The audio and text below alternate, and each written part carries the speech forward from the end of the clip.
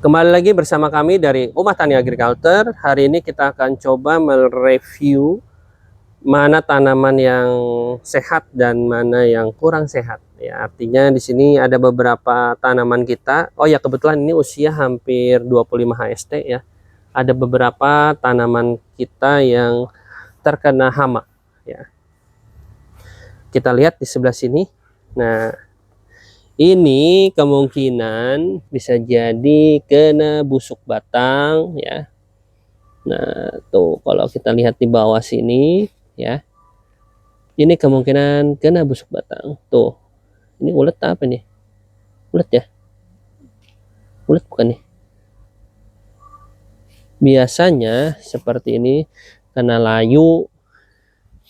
Itu faktor utamanya banyak ya sebenarnya. Bukan hanya mungkin pupuk yang berlebihan atau kena hama lainnya gitu. Yang pasti adalah kondisi tanah ya. Karena kita menggunakan media tanah, ya khawatir dari yang sebelumnya ini ada ulat-ulat yang memakan akar ya, tapi atau dari akar yang sebelumnya yang membusuk sehingga ketika akar yang baru ditanam itu merambat gitu. Biasanya sih seperti itu yang kita sering temui ya. Kalau secara pertumbuhan sih kemungkinan ini sudah tidak akan tumbuh ya. Kenapa ini kita biarkan? Karena memang kebetulan di tempat kami sering digunakan para peneliti dari dosen dan mahasiswa dari universitas terdekat. Ya, biasanya mereka meminta informasi terkait dengan perkembangan permelonan atau tanaman horti lainnya gitu, terkait dengan hama dan yang lainnya seperti itu ya. Atau kita cek yang lainnya yuk. Tadi juga kita sudah temukan ada beberapa tanaman yang terkena kutu kebul juga tadi itu. Mana tadi itu? Ya, terkena kutu kebul. Nanti kita akan cari ya. Mana tadi naik? Nah, kalau yang ini sudah pasti si oteng-oteng ya. Kalau kita nyebutnya si oteng-oteng ya. Oteng-oteng yang mungkin sudah bertelur di greenhouse ini karena mungkin di sela-sela bambu ya dia bertelur. Gitu. Yang sebelumnya itu lebih parah ya. Kita habis semua daun ini, tapi alhamdulillah secara pertumbuhan bisa selamat ya, akhirnya berbuah, tetap berbuah. Nah, ini juga kenapa kosong, karena kemarin ini sempat kena oteng-oteng juga ya, karena banyak oteng-oteng di sini, apalagi kebetulan sebelumnya di lahan belakang sana itu sedang panen timun kalau nggak salah di tetangga kita. Nah, akhirnya setelah panen oteng-otengnya masuk ke dalam greenhouse ya. Walaupun greenhouse sudah terlihat lumayan rapat, tapi ternyata namanya binatang kecil ya, mungkin dari sela-sela bajaringan atau apapun itu dia masuk tetap gitu. Nah, ini kalau seperti ini biasanya kita terkena oteng-oteng. Ini habis waktu masa pertumbuhan pertama awal, karena kemarin sudah kita ambil secara manual ya oteng-otengnya. Nah, ini juga sama gitu. Tadi kena layu, ini oteng-oteng ya. Selanjutnya ada lagi yang kena kutu kebul. Nah, di sana kena kutu kebul. Kita cek lagi, yuk. Kita cek ke sebelah sana. Ya, sebenarnya banyak ya. Kalau yang sebagian sana memang kondisinya baik-baik saja. Jadi nah ini juga oteng-oteng nih. Nah, sampai sehabis ini ya.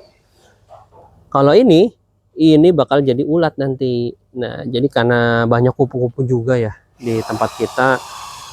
Selain kupu-kupu, Bang Jaja, selain kupu-kupu, oteng-oteng dan kutu kebul ya di kita itu. Kalau untuk layu itu agak sedikit jarang ya. Paling hanya dari sekian banyak hanya satu biasanya.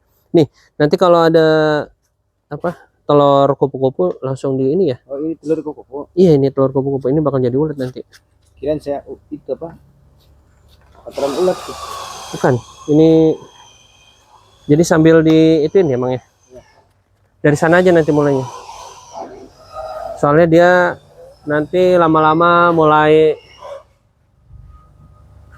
mulai tumbuh ya. Nah, ini yang kena kutu kebul. Ya. Kita sebutnya adalah kutu kebul. Nah, ini kalau kena kutu kebul itu seperti ini ya biasanya. Kenapa ini tidak bisa bertahan? Karena memang dari awal ini sudah terserang ya. Terus dari ini oteng-otengnya. Nah, ini oteng-otengnya. Ini dari mana, Pak, tadi? Dari sana. Ini oteng-otengnya. Ini yang kadang mengganggu pertumbuhan di si melon. Kalau oteng-oteng ini menggerogoti melon sampai bolong seperti ini ya, daun melon itu bolong-bolong. Ini oteng-oteng. Kalau kutu kebul sebenarnya putih bening ya, tidak terlihat oleh mata kadang.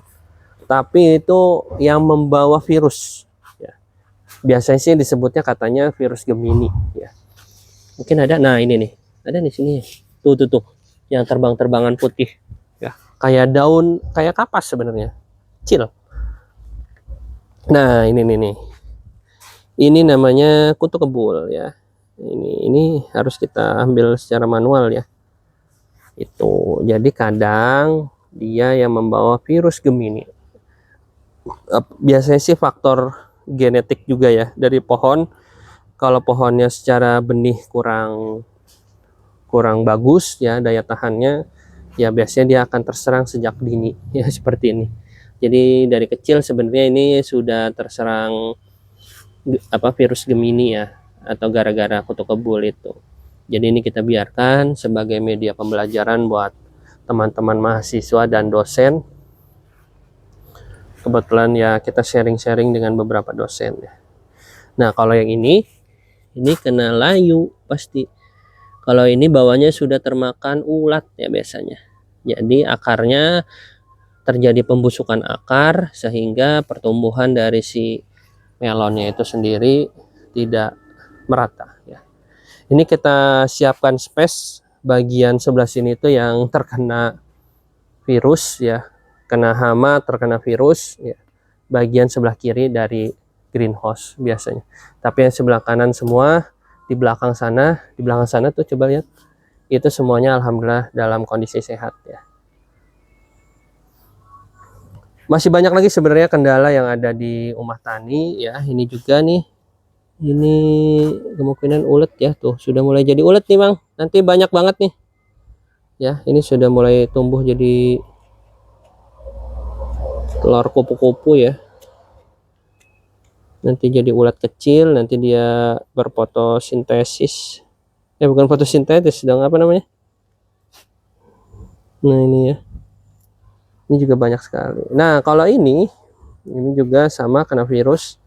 Ini kena kutu kebul ya biasanya. Tapi mungkin teman-teman yang lain memaknai yang lainnya apa, silahkan nanti di komen ya. Nah, kalau seperti ini ya sudah jelas ini tidak akan tumbuh secara maksimal ya. Walaupun nanti ada buahnya akan terasa hambar ya, pasti. Kita sudah coba berkali-kali, walaupun ini nanti berbuah besar, tapi tetap rasanya akan hambar ya. Tapi ini kita dibiarkan dulu sampai seberapa kuat sih sebenarnya. Kita juga pengen tahu ya perkembangan dari benih yang kita beli, apakah ini masih relevan kita budidaya atau enggak gitu. Oke, mungkin itu yang bisa kita share terkait dengan beberapa hama dan penyakit yang ada di melon. Nanti kita akan juga coba ulas bagaimana cara penanganannya ya. Cuman kalau di kita, kalau sudah terkena seperti ini ya kita biarkan aja ya sebenarnya gitu, atau kita cabut langsung gitu. Jadi memang khawatir ketika kita menggunakan pestisida dan pestisida dan fungisida ya, khawatir itu merusak suasana yang ada di sini sehingga ekosistem jadi kurang bersahabat. Jadi akhirnya ya kita biarkan saja. Mungkin itu yang bisa kita share pada kesempatan kali ini. Mudah-mudahan bermanfaat buat teman-teman semua. Jangan lupa like, comment, subscribe channel ini untuk dukung kami untuk selalu terus berbagi inspirasi, berbagi pengalaman terkait pertanian, perikanan, dan peternakan. Terima kasih, sampai ketemu di video selanjutnya.